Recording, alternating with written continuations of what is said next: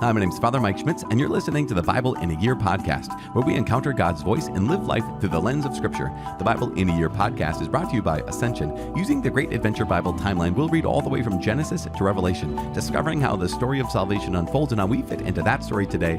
It is day 309. We're reading the second book of Maccabees, chapter 12, as well as Wisdom, chapter 13 and 14, and Proverbs, chapter 25, 11 through 14. As always, the Bible translation that I'm reading from is the Revised Standard Version, the Second Catholic Edition.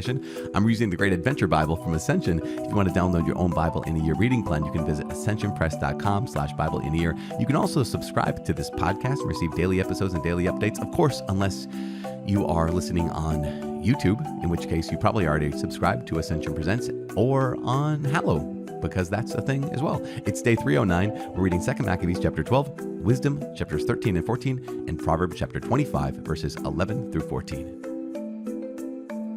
The second book of the Maccabees, chapter 12, Incidents at Joppa and Jamnia. When this agreement had been reached, Lysias returned to the king, and the Jews went about their farming. But some of the governors in various places, Timothy and Apollonius the son of Gnaeus, as well as Hieronymus and Demophon, and in addition to these, Nicanor the governor of Cyprus, would not let them live quietly and in peace. And some of the men of Joppa did so ungodly a deed as this. They invited the Jews who lived among them to embark with their wives and children on boats which they had provided, as though there were no ill will to the Jews. And this was done by public vote of the city. And when they accepted, because they wished to live peaceably and suspected nothing, the men of Joppa took them out to sea and drowned them, not less than 200. When Judas heard of the cruelty visited on his countrymen, he gave orders to his men, and calling upon God the righteous judge, attacked the murderers of his brethren. He set fire to the harbor by night and burned the boats and massacred those who had taken refuge there. Then, because the city's gates were closed, he withdrew, intending to come again and root out the whole community of Joppa. But learning that the men in Jamnia meant in the same way to wipe out the Jews who were living among them, he attacked the people of Jamnia by night and set fire to the harbor and the fleet, so that the glow of the light was seen in Jerusalem, 30 miles distant. The campaign in Gilead. When they had gone more than a mile from there on their march against Timothy, not less than 5,000 Arabs with 500 horsemen attacked them. After a hard fight, Judas and his men won the victory by the help of God. The defeated nomads begged Judas to grant them pledges of friendship, promising to give him cattle and to help his people in all other ways. Judas, thinking that they might really be useful in many ways, agreed to make peace with them, and after receiving his pledges, they departed to their tents. He also attacked a certain city which was strongly fortified with earthworks and walls, and inhabited by all sorts of Gentiles. Its name was Caspin. And those who were within, relying on the strength of the walls and on their supply of provisions, behaved most insolently towards Judas and his men, railing at them and even blaspheming and saying unholy things. But Judas and his men, calling upon the great sovereign of the world, who without battering rams or engines of war overthrew Jericho in the days of Joshua, rushed furiously upon the walls. They took the city by the will of God and slaughtered untold numbers, so that the adjoining lake, a quarter of a mile wide, appeared to be running over with blood.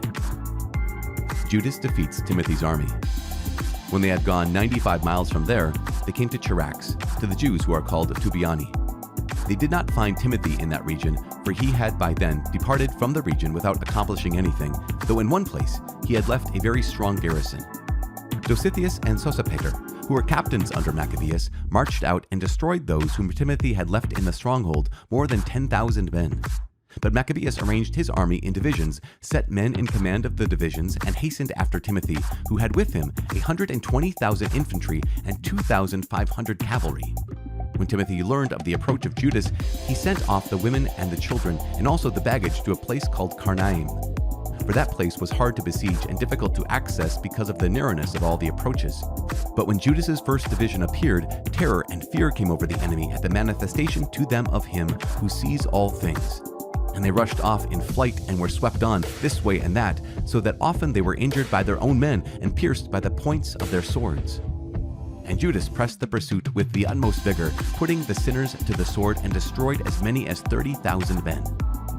Timothy himself fell into the hands of Dositheus and Sosipater and their men. With great guile he begged them to let him go in safety, because he held the parents of most of them and the brothers of some, and no consideration would be shown them.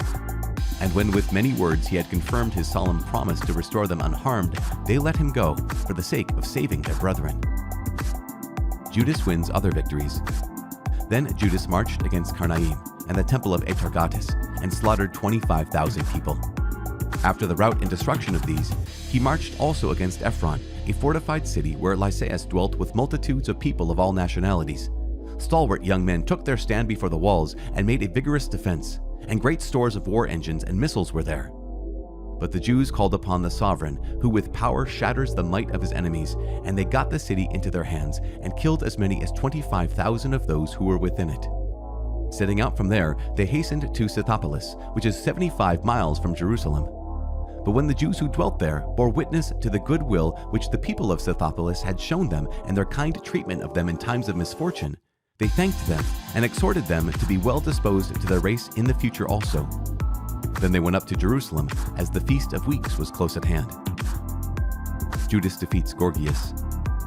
After the feast called Pentecost, they hastened against Gorgias, the governor of Idumea, and he came out with 3,000 infantry and 400 cavalry. When they joined battle, it happened that a few of the Jews fell, but a certain Dositheus, one of Bacanor's men, who was on horseback and was a strong man, caught hold of Gorgias, and grasping his cloak, was dragging him off by main strength, wishing to take the accursed man alive, when one of the Thracian horsemen bore down upon him and cut off his arm. So Gorgias escaped and reached Marisa. As Esdras and his men had been fighting for a long time and were weary, Judas called upon the Lord to show himself their ally and leader in the battle. In the language of their fathers, he raised the battle cry with hymns. Then he charged against Gorgias' men when they were not expecting it and put them to flight. Prayers for those killed in battle. Then Judas assembled his army and went to the city of Adullam. As the seventh day was coming on, they purified themselves according to the custom, and they kept the Sabbath there. On the next day, as by that time it had become necessary, Judas and his men went to take up the bodies of the fallen and to bring them back to lie with their kinsmen in the sepulchres of their fathers.